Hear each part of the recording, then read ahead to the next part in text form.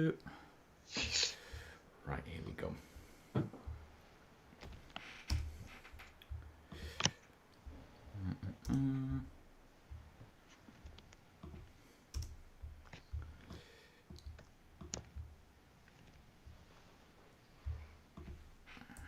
Copy.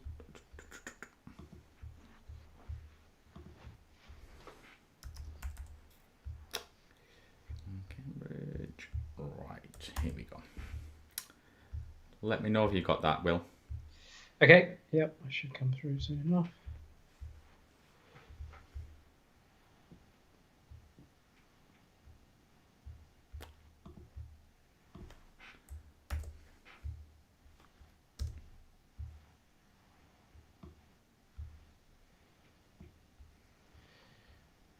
Yep, that's come through. Perfect. Right. Go open a window, 1 second. No worries.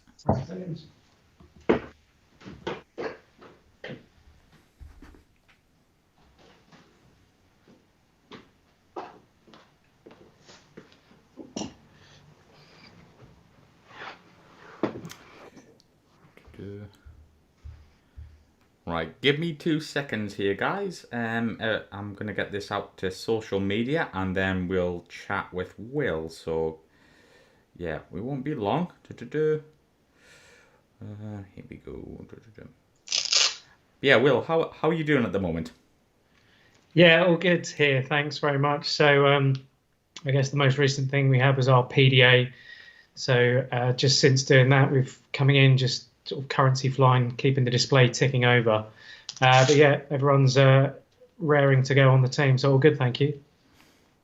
Awesome. And you've done some recent Flypasts. Can you tell us about this? Yeah, so I think since I last spoke to you guys, we did Armed Forces Day fly past up in North Yorkshire, so ticked off a few sites up there. But the big one we did really was the fly past of Paris and London in the same day, and that was really great. And in London, we flew past, and I saw the footage of Boris Johnson and Macron looking up and watching us as we flew over. Wow. Formation with the French display team. So that's a really good day and one that I won't forget in a while. So I'm going to ask you a question actually. I'm going to be a bit nerdy here, like Will. But are the helmets comfortable, compared to I'm guessing the older marks, you might have flew? Yeah, so actually we wear very similar helmets in the Hawk to that we do on any of the other aircraft. The difference is something like Typhoon or F-35 also have a helmet-mounted sight, and that is a bigger helmet and is also very comfortable. But the ones that we wear are very comfortable as well, and they've kind of been refined over the years. But yeah, they're nice and light and comfortable to wear. Yeah, because I remember the day we came to film and stuff like that in your interview, and it just looked so cool, like you hanging your all the guys grabbing the helmets coming out. I was like, that's pretty cool. Yeah, it's actually really Very nice. Top Gun. Yeah, the way they're painted up as well.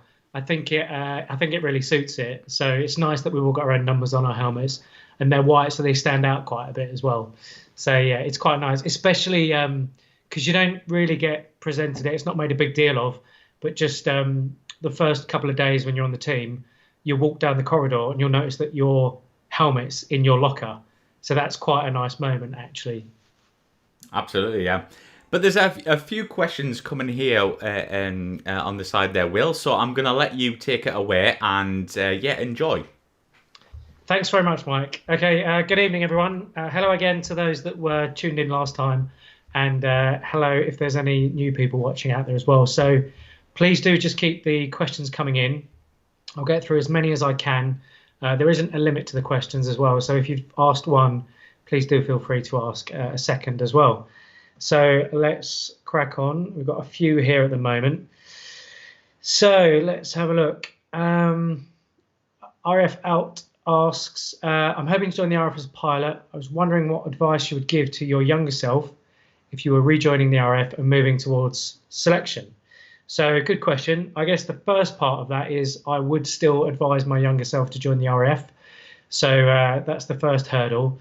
And in terms of the advice I'd give my younger self, it's really, and it does sound cliched, and you probably will hear this from other people, but just be yourself. Because I think I was probably guilty of, especially when I was younger, thinking that all RF pilots or all RF officers were of a certain type, and that the RF wanted that certain type. But we're all very different, all very individual. And really, the one bit of advice I would give is just be enthusiastic with everything you do, every process, with everybody that you have any dealings with. Especially, you'll do leadership tasks as well through your selection, and there'll be an interview. And really, if you can demonstrate that enthusiasm, that sincere enthusiasm to join the RAF, I think that will stand you in good stead. And best of luck with it. Let's have a look.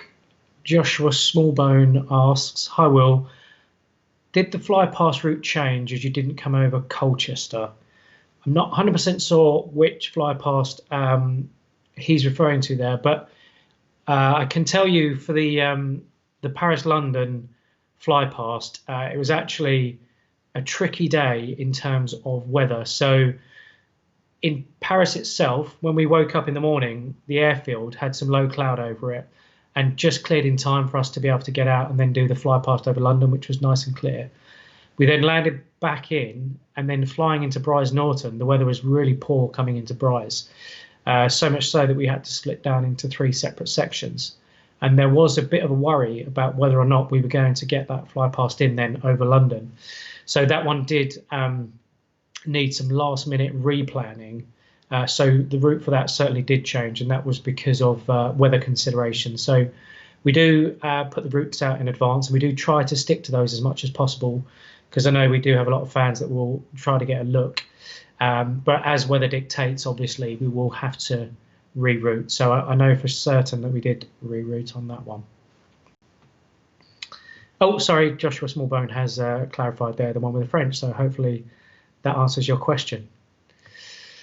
Trevor Keir Lewis asks, "Did I manage to see the virtual reds the other day?" Unfortunately, I was busy over the weekend and I didn't manage to see them over the weekend, but I have seen them before. I know it's very impressive what those guys managed to do just on a computer. So yeah, fantastic. A lot of effort goes into it, and a lot of hours of practice on their part as well. So certainly very impressive. But no, I didn't see it specifically at the weekend.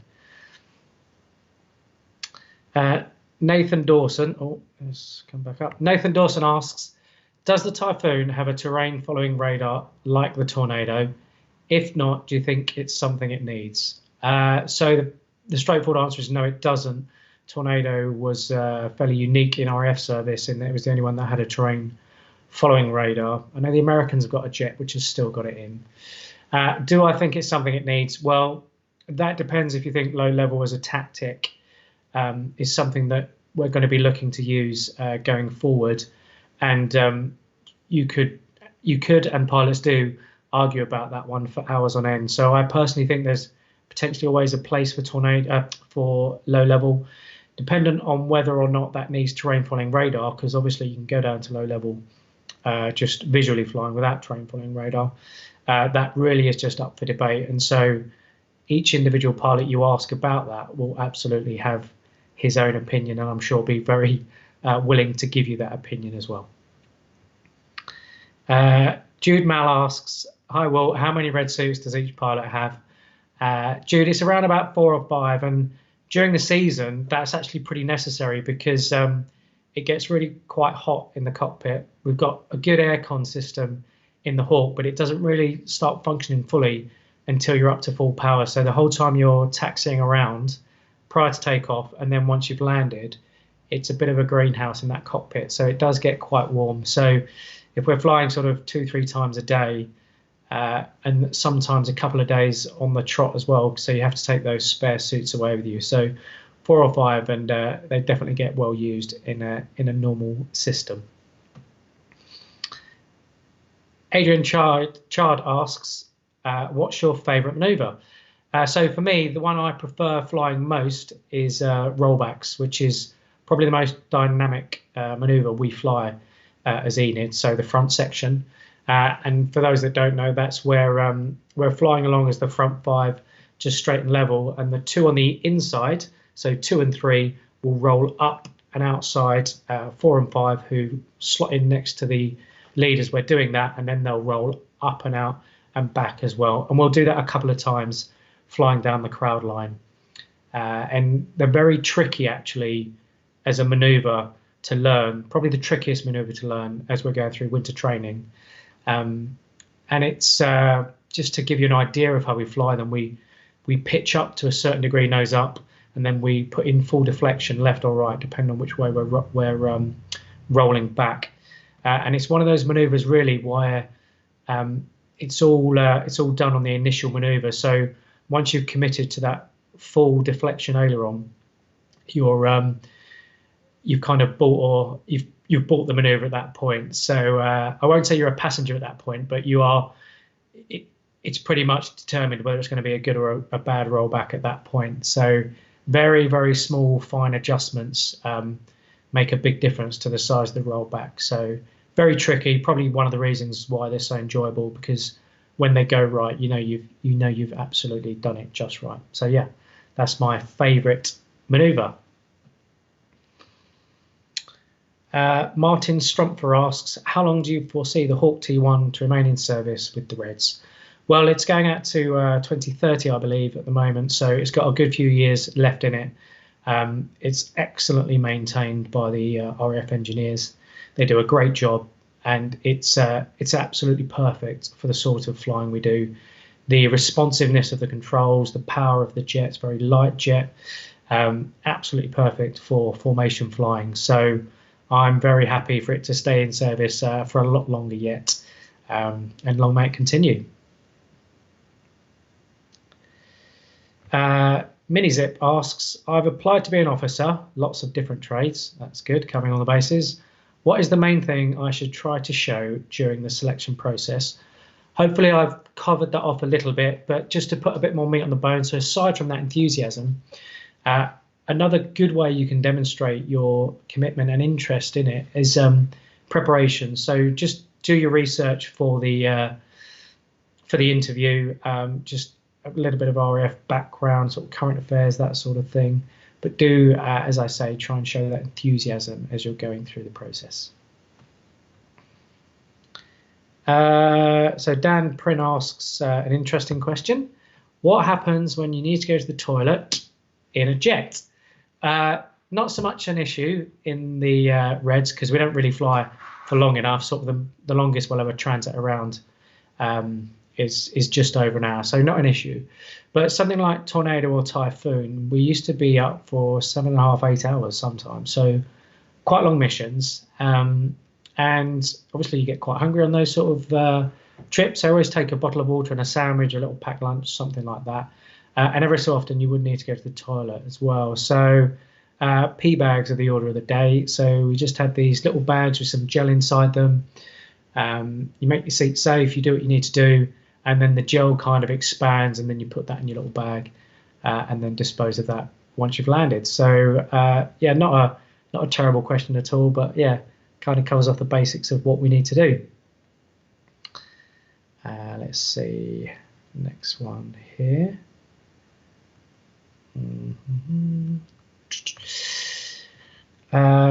Peter Anchor asks, hi Will, when you were practicing over Donanook earlier this month, did it feel any different compared to practicing over RAF Scampton?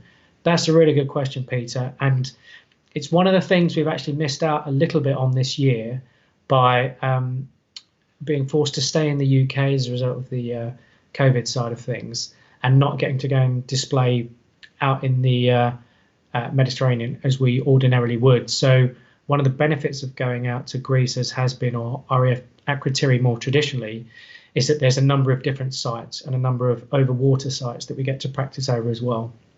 And it's really important for the team, especially for Red 1 and also Red 6, who are setting up the pattern, but also for the rest of the team, to go and practice over water especially, and different sites, because although you might not think it makes a huge difference looking down and seeing different landscapes or different things below you, actually it can just take your attention more than you think it might, and that might just take a little bit of capacity away from what you're doing. So very important that we get to practice at different sites. And so going to Don and Nook, as you might know, was the first time we displayed over water for the 2020 team. And actually, it did make quite a difference. So ordinarily, I'm used to, in certain manoeuvres, looking down and seeing either grass or runway shooting past, and looking down and seeing what was actually quite a grey day. So quite a grey flat sea, and then quite poor visibility conditions as well. So it's quite murky. So that was very useful training for us. And yeah, absolutely, it did make quite a change for us. Let's see. Mini Zip, just to follow up to when the Hawk T1 is going out of service. So Mini Zip asked, would the Hawk T2 be a viable replacement for T1, or does the different avionics make it an unviable choice? There's obviously a lot of decisions that will go into the replacement for the T1 as and when that's required. So I've not flown the T2, so I couldn't actually comment on the viability of it to fly in formation. I know those guys do fly formation over at Valley, so there's every chance that it would be a viable replacement. Whether or not it would be able to do the specifics of what we do, as I say, I couldn't comment on. We do have a couple of guys on the team that have flown T2, so I might ask them tomorrow. So if I do another one of these, I'll be better placed to answer that question. So sorry, I can't quite get to the bottom of that one.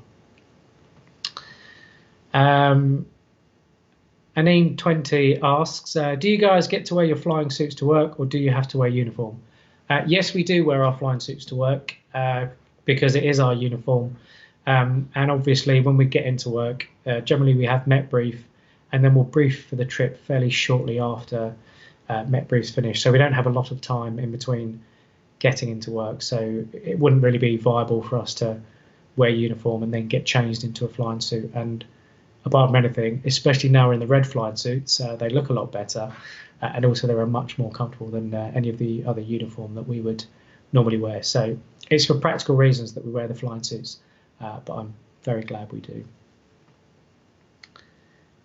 Fraser Baines, it's a good question. Do you enjoy the first half of the display or the second half when you split up into JIPO and Enid?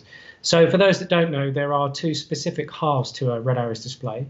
The first half is when all 9 aircraft are together, and we that's when you'll see the biggest shapes, things like Phoenix, and you'll see Tornado as well.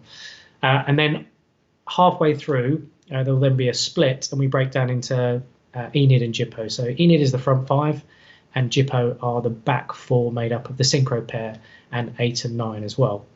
So what tends to happen is Enid will come through, do a pass, and then JIPO or synchro pair will come through and do a pass, and it runs that way for the second half side of things.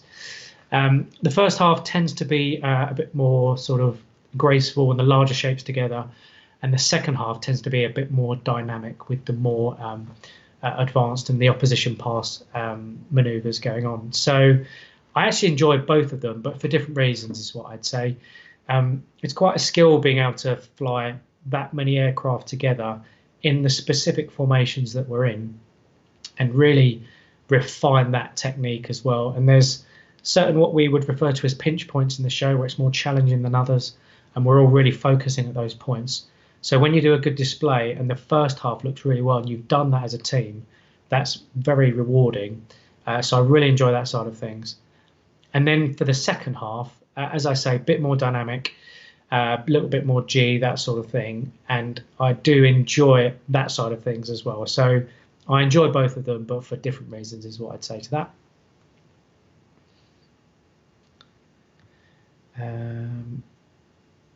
There's a couple of questions about what's going on with the pilots for next season. So it's traditional that we make the announcement for the team in the autumn, such that various different personalities can move on, and the new personalities will come in. And for that reason, I won't make any comments on that tonight because I don't want to steal the thunder of that announcement in the autumn. So apologies for that. There have been a couple of questions, but hopefully you can understand why.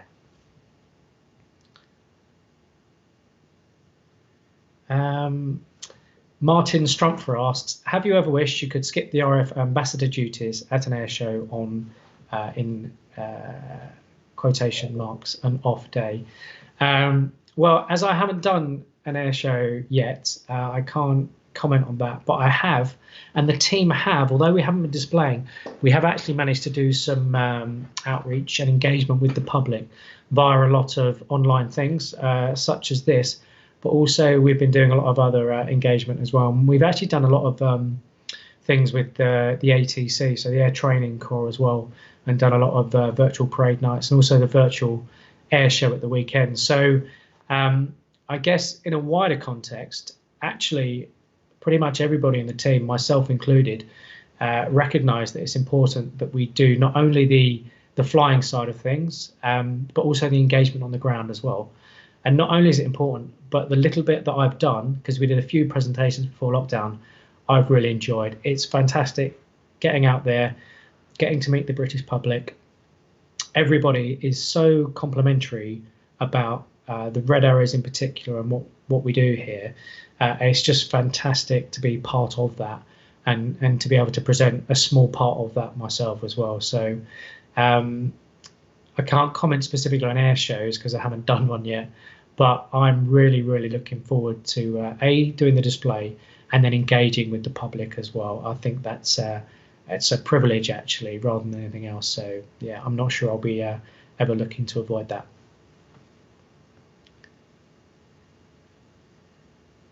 All right, let's have a look.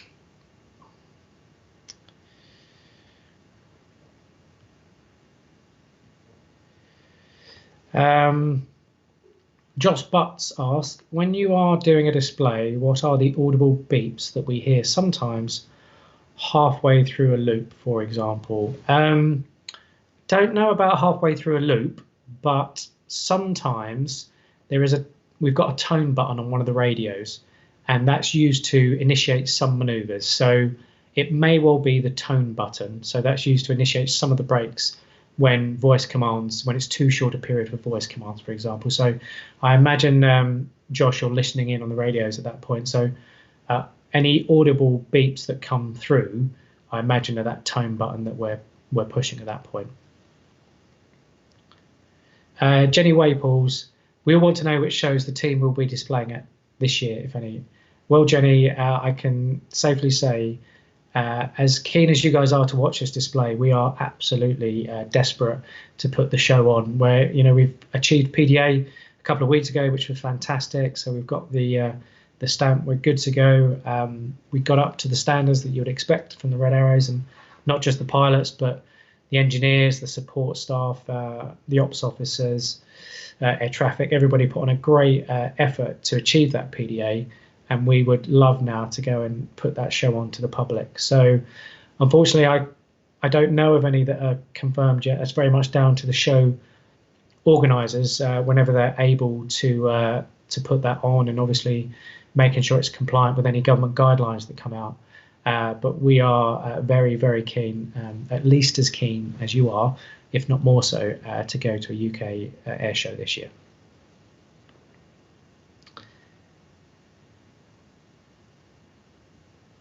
So Jude Mal asks, what job would you like to do if you weren't in the RAF? So before I joined the RAF, I only really had one other, I guess, proper job, which was being a teacher. Very randomly, I just got employed as an unqualified teacher for about 6 weeks before I joined the RAF. Whilst I was waiting to hear back from the RAF, they then came back to me, so I stopped doing that. But I often wonder if the RAF hadn't come back to me, if I would have kept that up, because I did enjoy the teaching side of things at the time. I studied history at university and taught history at a secondary school, so potentially as a teacher, but I know it's a tricky job, that one, so I'm not sure if I'd have been able to stick it out, but yeah, potentially teaching.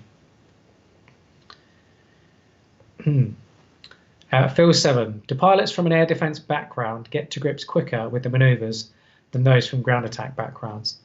I imagine the answer to that question would depend whether you're from an air defence or a ground attack background. Luckily, having flown the Tornado GR4 and the Typhoon, I've kind of got a mixed background.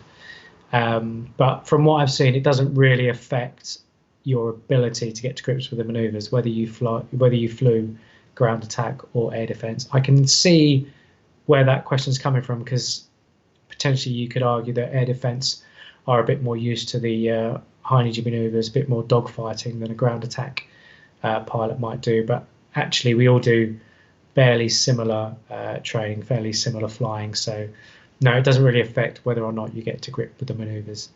And also, the formation flying side of things is quite a distinct skill itself.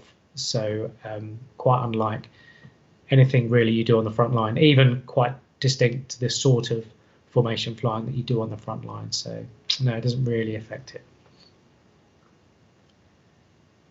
El Kingo asks, hello Will, how many times did you apply to be a Red Arrow, and how was the whole interview experience?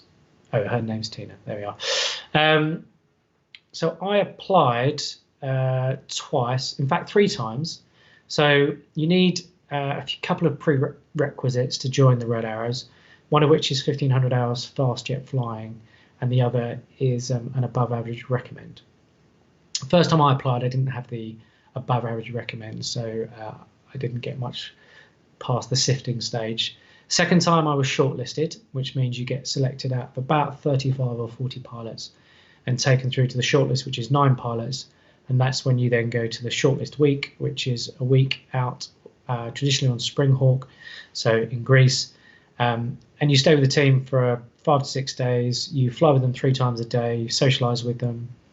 There's a formal interview process, which lasts about 30 minutes long, and then a media interview as well. And they kind of test what you'll be like with a journalist in front of a camera. And then that's, there's also the big thing, which is the flying test. So at the end of the display, you will be in the back seat of whoever the executive officer is at the time, so either Red 8 or 9. You'll then peel off from the formation with Red 1, and then you'll go and fly a series of loops and then barrel rolls in a couple of different positions, and then all of that's put together at the end of your shortlist week, and you'll find out whether or not you've been successful. So I got to do the shortlist twice because I wasn't successful on the first time. My flying test wasn't the best, but second time round, much improved. So that was a lot better, obviously. In terms of how the whole experience was, fantastic actually, and quite necessary, I think, because of the distinct nature of what the Red Arrows do. And on a normal season, they are very busy, quite a tight-packed, quite tight-knit unit, because they'll be on the road for a lot of time, and there was quite a lot of pressure and time pressure. So you do need to know that you're going to get on with everyone. And that's why that's that sort of shortlist week, to come and see what everybody's like and see whether you'll gel. And that's not to say that you're a good or a bad personality or any of that sort of stuff. It's just whether or not you'll get on with the guys that are in the team at the time. So, yeah, it's a very enjoyable experience, albeit there is always the pressure that you'll be putting on yourself because you know that people are watching you. But the both times I did it, actually, it was a very enjoyable week. Martin Strumpfer, after flying a Typhoon, what features, besides stealth, would you personally like to see in future fighters? What features does the Typhoon lack that you would like to see added? Well, you've excluded the main one there, which would have been stealth. In terms of features, though, for fighters, Typhoon's pretty much got everything that you would want. It's incredibly powerful, very manoeuvrable, pulls a lot of G. I mean, every pilot would always like more power, so more powerful engines, but to be honest, they're about as powerful as you're going to get out there. So really, there's not a lot that Typhoon's lacking. Maybe just the stealth side of things. So yeah, it's a fantastic aircraft.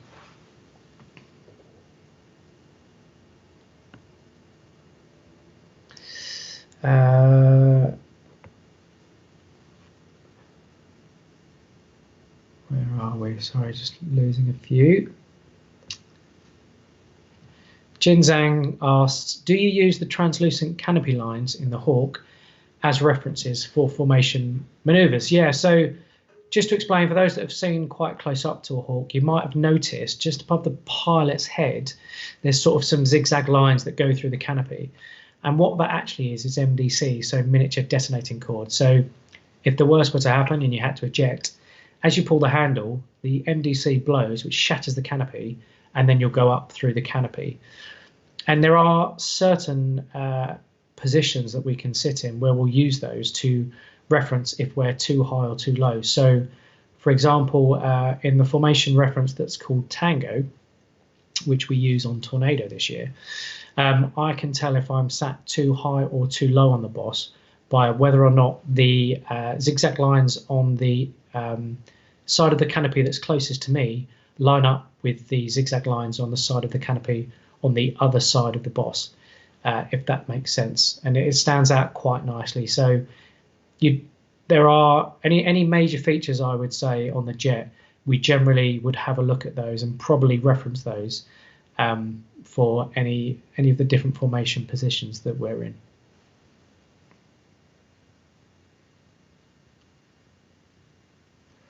Oh, there we go. Go back up to the top.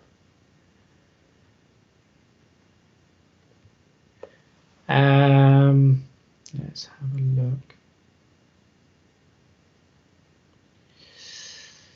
Jinzang, does the Red Arrows Hawk have any autopilot or GPS moving map display to help with long ferry flights? It doesn't have an autopilot, so what you need to do is trim it out. So for any of those you that have done any flying like a Cessna or something like that, so that will have a trim wheel in it. So what you need to do is just make sure you've trimmed the aircraft as well as you can, and then if you need to take your hands off the stick for whatever reason, you can then do so without it massively changing the attitude. In terms of GPS, we've got a quite an old-fashioned but actually very effective GPS, which sits just in front of the pilot, sort of about here, which is a black sort of brick type thing, quite thick. So we can get everything that we need to on that. Quite old-fashioned, not your traditional moving map as you might think, but actually a very useful piece of kit.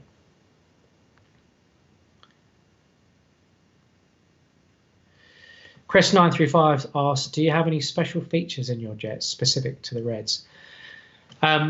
So the Hawk T1, about the only modification that well, I guess two modifications really that we've had to it versus just the normal Hawk T1 that pilots for the last couple of decades would have used to fly for flying training, is the smoke pod underneath. So that carries the red, white and blue smoke that you'll see during the displays.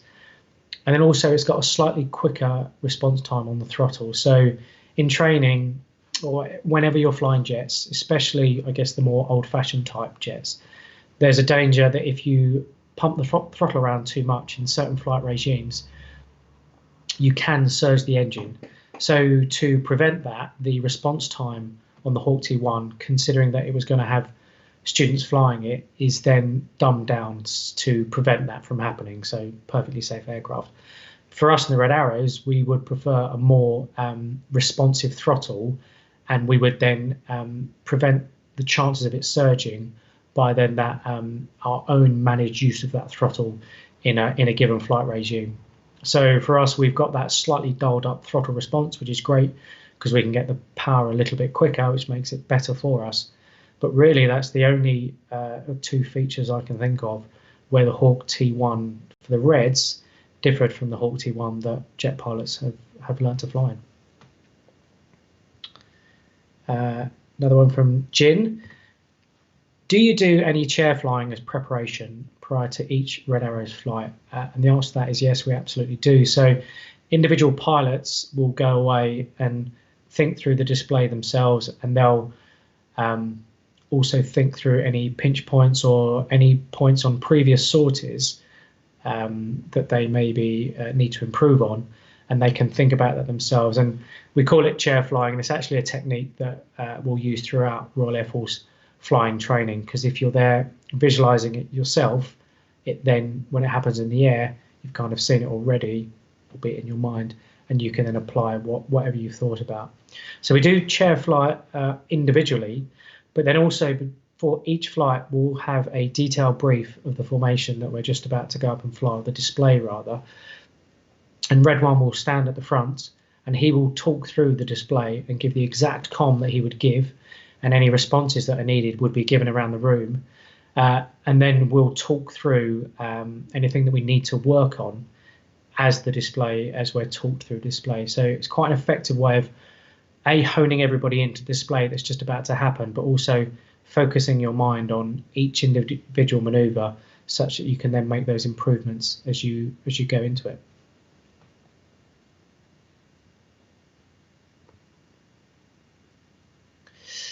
Peter Anchor asks, in strong winds, when you are practicing or displaying, can that be challenging, especially if there is a crosswind?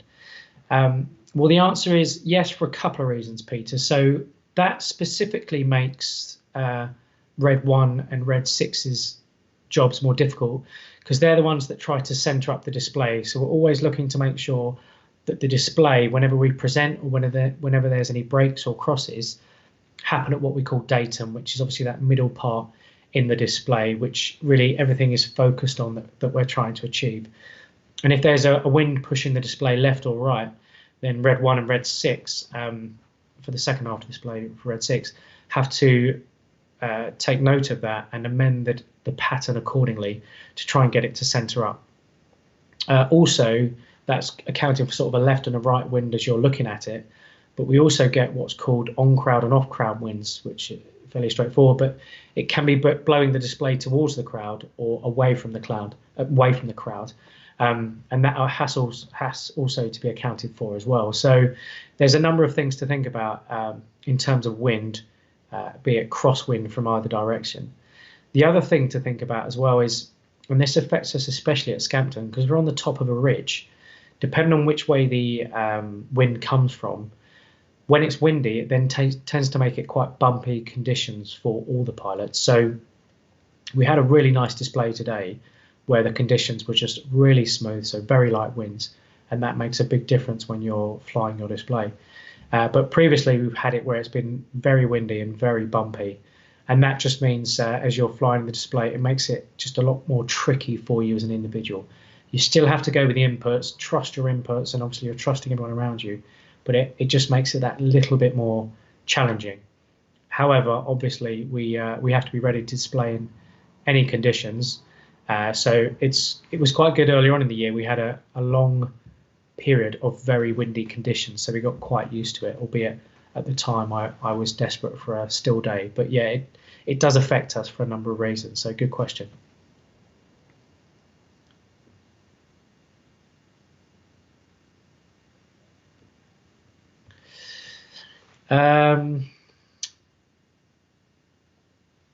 Another question here. So in an alternative universe with a much bigger budget, would you like the Red Arrows to have frontline Typhoons in the way the USAF fly the F-16 and the US Navy fly the F-18? That's a good question. I think it's quite nice the way that the US teams fly their frontline aircraft in their displays, because it's showing off those frontline aircraft. Having said that, I've got a real soft spot for the T1, so I really like the fact we fly the T1 in the Red Arrows. It's a great looking aircraft, and as I've said previously, it handles perfectly for the formation flying. So I'm sure we could do a similar sort of thing in Typhoons. Obviously, a lot more power, so it might lend itself to be able to do certain other manoeuvres or certain other things if we were to fly the Typhoon. So it's certainly an interesting thing to think about. But as you say, that would be a much bigger budget. So that's probably the primary thing to think about when considering that sort of thing. Fraser Baines, how do you know when you are getting low on smoke? Is there a screen in the Hawk that tells you how much you've got? No, we don't have any dials or anything in the Hawk to tell us how much smoke we've got, but we do know how long we've got of each of them. And also, because we've flown the display many times in practice, we know if someone's getting to the point where they're going to be running out of smoke, and the smoke is generally on for the same time in each display. So We know if we've got enough for the display or not. But interestingly, when it comes to flypasts at the end of displays, Red One then does often have to think about which side he's going to put red and which side he's going to put blue, if he's got to do either of those, in terms of who's going to have run out of smoke or not. So no, we don't have a dial, but we are aware of who's getting close to using up all their smoke or not by the end of a display. Emma Parry. So many pilots seem to leave the RAF after their tour with the Reds. Do you foresee yourself staying in the RAF or moving on to pastures new?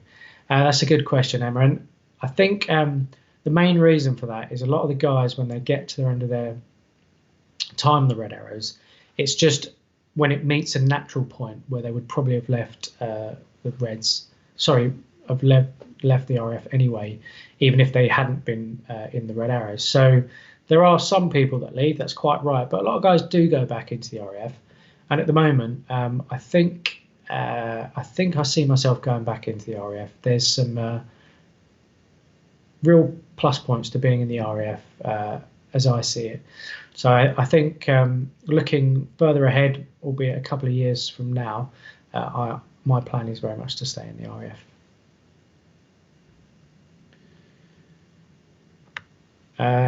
So from Leanne Cahill, I'd just like to say hello to her son Oliver Cahill. Hello, Oliver.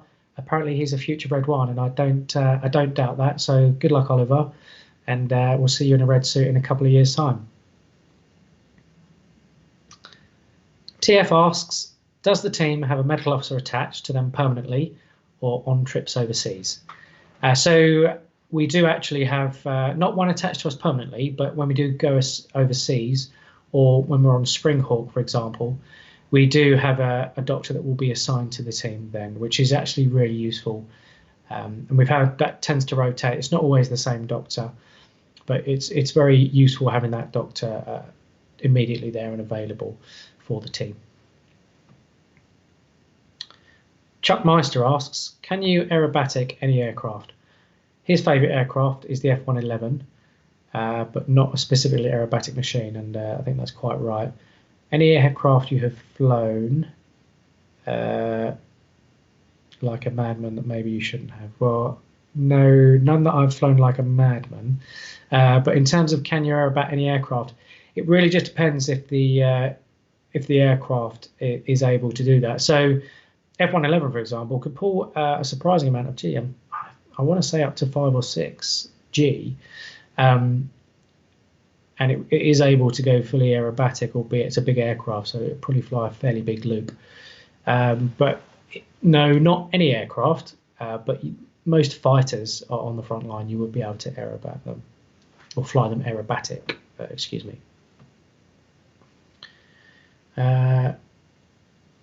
Rebecca Goodwin. Oh, this one's from Jude, aged 5. So hello, Jude.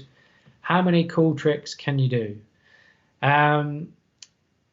There are, in the Red Arrows catalogue, if you like, a large number of formations and a large number of manoeuvres or tricks, if you want to put it that way.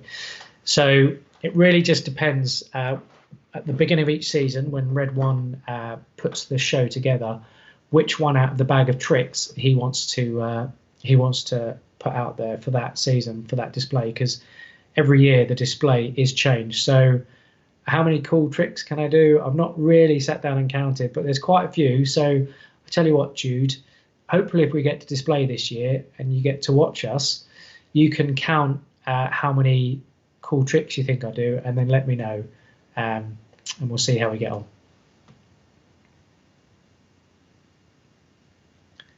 Oh, sorry, jumping ahead.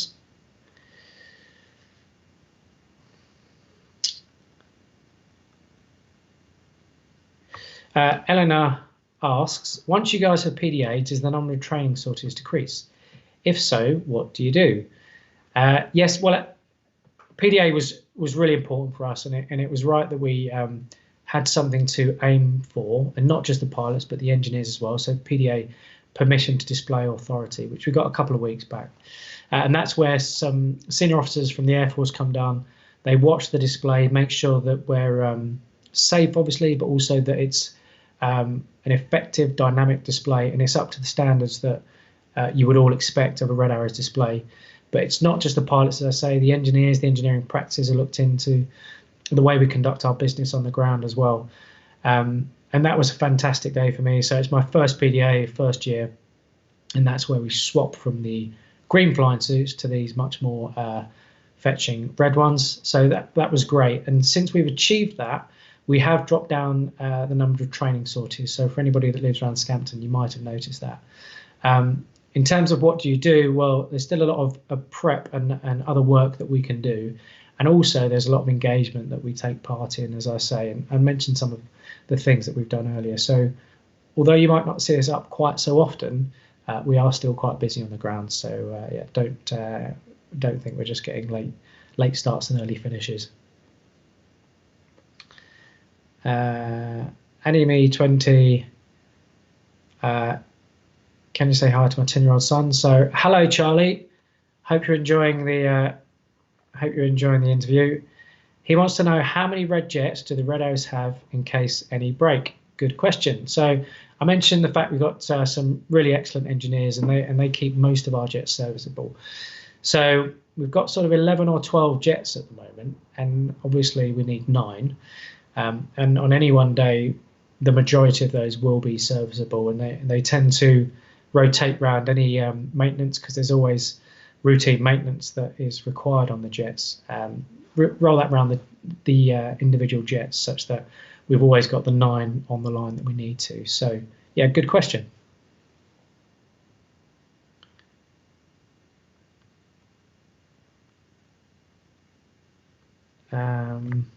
Let's have a look.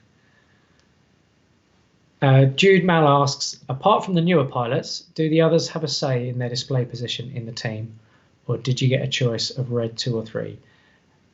You don't get a choice, Jude, as a new pilot. So I did make it fairly well known that I preferred to be on the right, which is where red 2 is.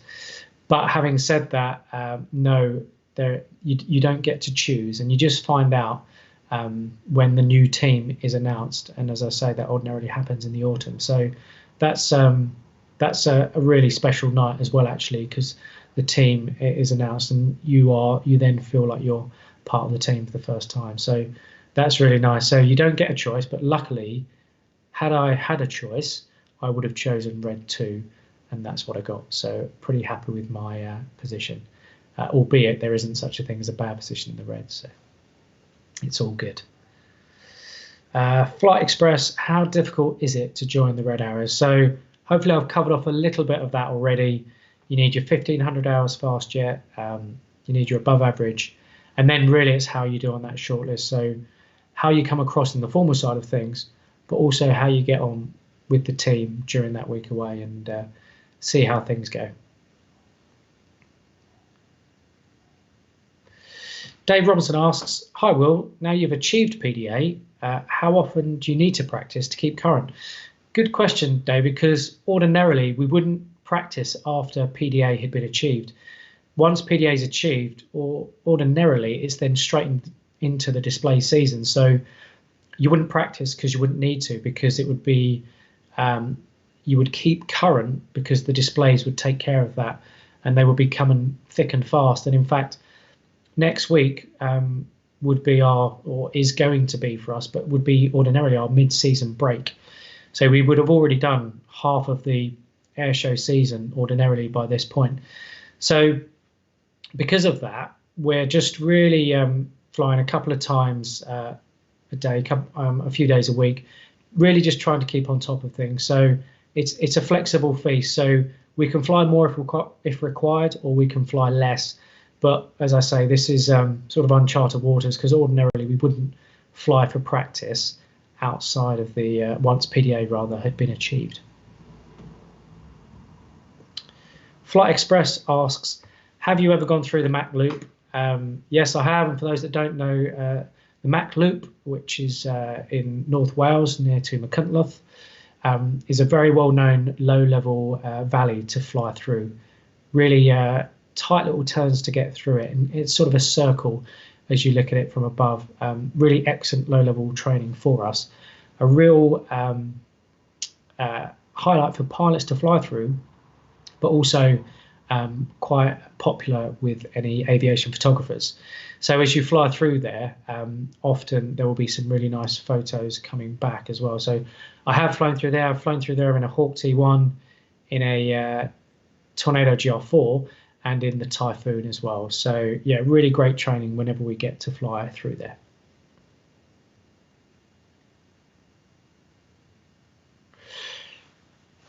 Pippo asks, how well could a Hawk perform in air combat versus a MiG-29 or Su-27, so the flanker? So Hawk T1 is, given its age and given it was only designed as a training aircraft, is surprisingly capable in air combat. It can pull quite a lot of G, and although it's only a small aircraft, the engine's relatively powerful for its size. So it can give more modern, more powerful fighters a run for their money. However, it can't quite match the maneuverability of something like a MiG-29 or a flanker or Typhoon for that matter. So you could probably hold it off for a little while, but you would expect, if the pilots were evenly matched, that the flanker and fulcrum should beat a T1. But as ever with all dogfighting, it often comes down to whether the pilot makes a mistake or some other variable creeps into it. But no, you would expect a flanker fulcrum to beat a Hawk T1, but you could certainly give it a run for its money in a Hawk.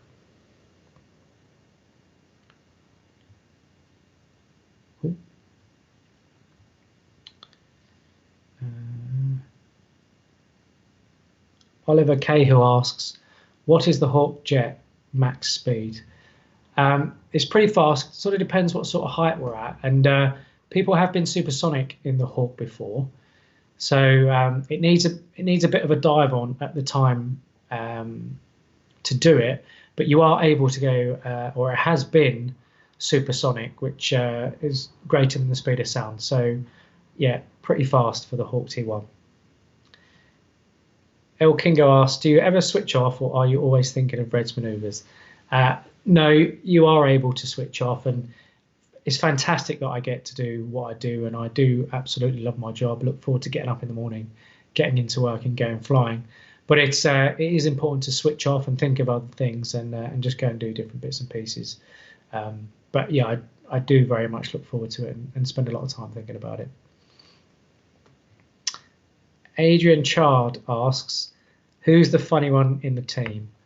I think probably everyone thinks they're the funny one, don't they? There's a couple of jokers. Number 9's very funny, so Dougie Morris, and a couple of other funny ones around the team, enough to keep everyone laughing. Jez James asks, have you ever had any emergencies whilst flying or any close calls? I actually, touch wood, I actually haven't had any major issues whilst I've been flying, and that's for Tornado, Typhoon, and the Hawk T1. Our training absolutely focuses on how you would deal with those emergencies or any malfunctions as you're going along. And that's true for all the aircraft that we fly. We have routine emergency sims which we have to stay current on. So I'm lucky, or thankfully, that those sort of occurrences are very rare for all pilots, and I haven't really come across anything or had any real close calls. So no, lucky so far, and hope it stays that way.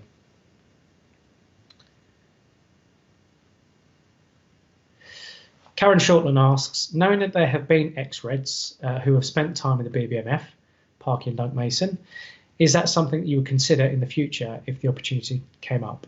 Karen, I would absolutely love to fly for the BBMF.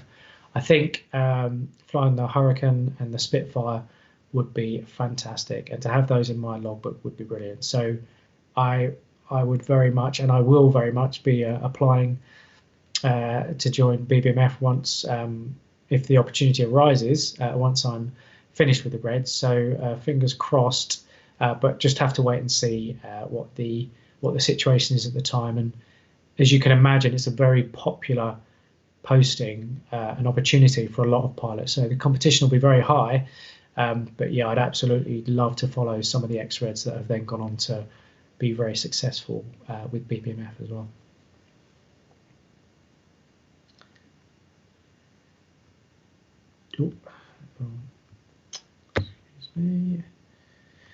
Fraser Baines, do many female pilots go through the red selection? Kirsty is the only one I recall being a red a few years ago. Why has there only been one? Apparently it's its girlfriend asking that. Well, as far as I'm aware, Fraser, I think it's 100% record at the moment for females applying to females getting in, because you're absolutely right. Kirsty was great for the Reds, and she's gone through before. And this is just my personal knowledge now, so I may be wrong, but I'm not sure we've had any females apply. It's just the way it's happened. We have a number of female fast jet pilots in the RAF as well, and also helicopter and Maltese pilots. But I'm not sure any of the current female Red Arrows pilots have applied. But there's absolutely no reason why they shouldn't. And as Kirsty's proved, there's absolutely no reason why, as long as they do well on the flying test and the interview and the other side of things, that they shouldn't get in. So yes, there have been female pilots through selection before, which was Kirsty, very successful, and I fully expect to see some in the future. Just have to wait for those females to apply.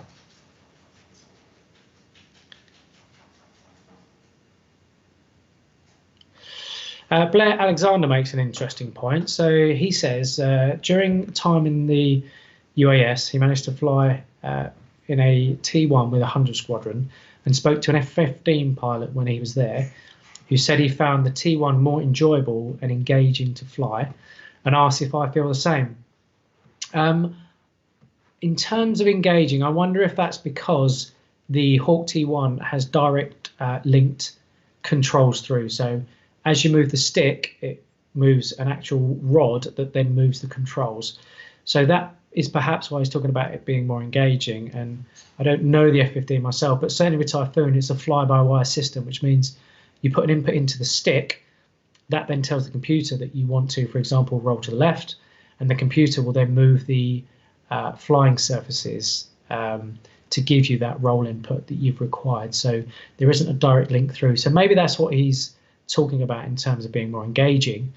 In terms of more enjoyable, I think they're both enjoyable for their own reasons. As I've said previously, the Hawk T1 is absolutely really very maneuverable and very, when you first start flying it, you find it very twitchy, but as you become more comfortable with flying it, that twitchiness, that sensitivity lends itself to really fine refinements of your maneuvers, which works great for the sort of formation flying that we do.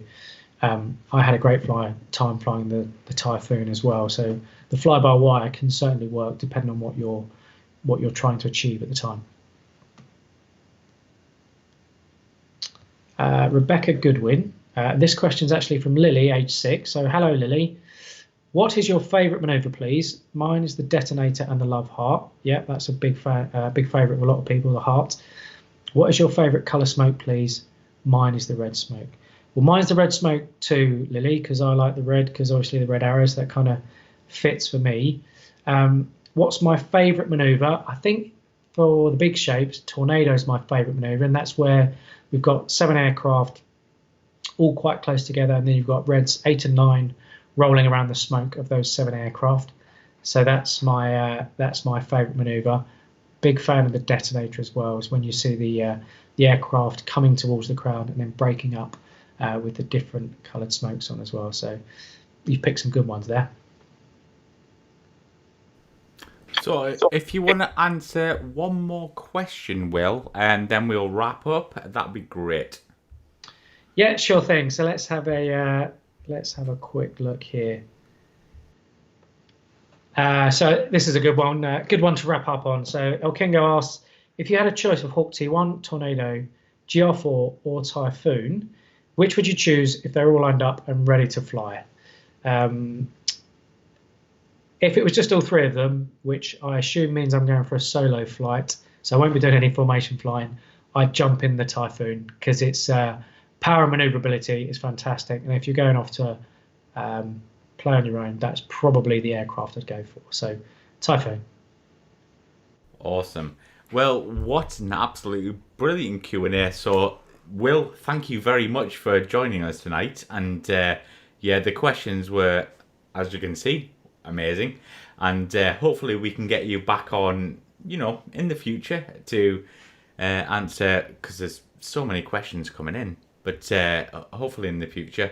And yeah, thank you very much, Will. Great stuff. I really enjoyed that tonight, and I can't believe the hour's up already. So thanks very much for everybody that asked the questions, and yeah, hope to see you all again soon. Cheers.